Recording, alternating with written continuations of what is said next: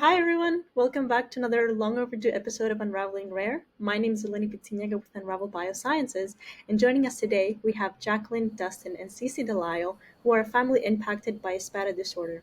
Now, Jaclynn and Dustin, I'd love for you to introduce yourselves, and Cece, and tell us a little bit about what led you to get involved with the SPATA community. So my name is Jaclynn, and this is our daughter Cecilia, who we call Cece for short.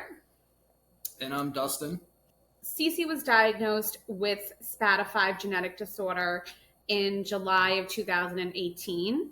So when Cece was born, she failed her newborn hearing screening. About 5 months later, when she wasn't hitting any other milestones, we knew that we were dealing with something more. And then when she was about 5 months old, she started having the infantile spasm seizures.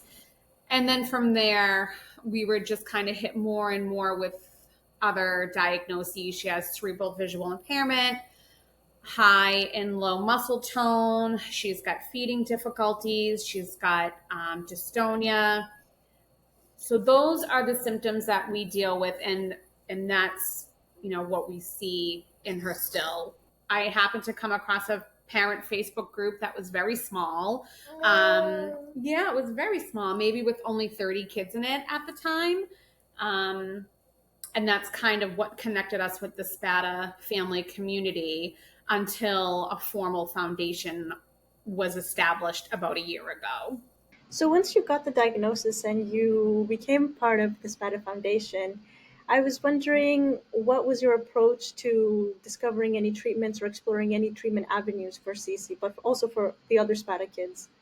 Mariah George is the founder of the foundation, and she has really been the trailblazer of it all. Prior to the foundation being developed up until now, it's really just treatment, symptom management. But the goal is gene therapy, drug repurposing. That's the hope. If you had a magic wand and you could just, eliminate anyone's symptom you wanted to, which one would it be? And then how do you think that change would improve your lifestyle as a caregiver, but also the patient's lifestyle? Yeah, I think it's pretty obvious we would eliminate the seizures and the infantile spasms that she had. The challenge with those is that because of the seizure activity, especially at such an early age, it's really impacted her overall development and impeded her ability to hit different types of milestones. So I think the seizure activity is probably the one that, all things being equal, we could wave a wand, we would do so. Yeah, I agree. I think when the brain is calm and stable, children can go on to acquire skills as small as being able to eat off a spoon. I think that would be the biggest thing for myself as well. I was wondering if you've been able to control or manage any of the seizure outbreaks with any medication out there. No, we really haven't. And the types of seizure she has, it's not the stereotypical, fall on the floor type seizure. It's very subtle, but it's equally as disruptive, especially at night when she's sleeping. We know she has those. It wakes her up.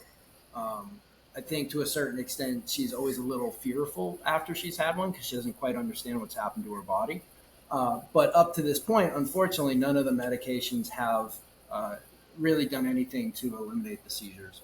I'd love to hear your sort of aspirations for SPATA disorders or for SPATA5. Maybe what's your aspiration for the next year, for the next 5 years, and then for the next 10 years? I'd love to hear how you think the trajectory of the disease is going to be.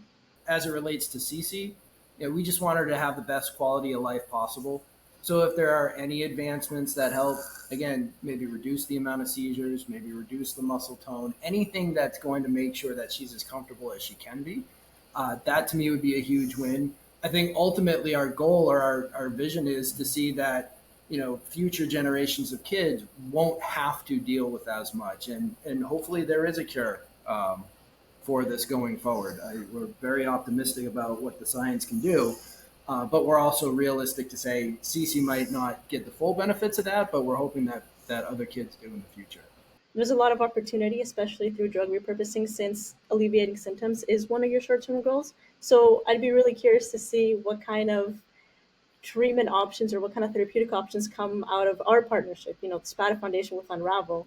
It's companies like Unravel that are really going to help, um, you know, cure these genetic diseases and find therapies and make life better for millions of people. So it's very much appreciated.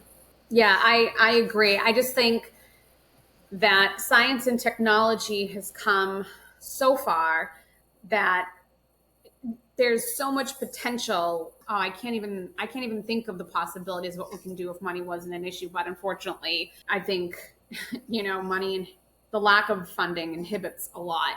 So those were the questions that I had prepared, but I would love, before we close off, for you to extend any thoughts or comments or any resources you think might be useful for people who want to learn more about SPATA disorders.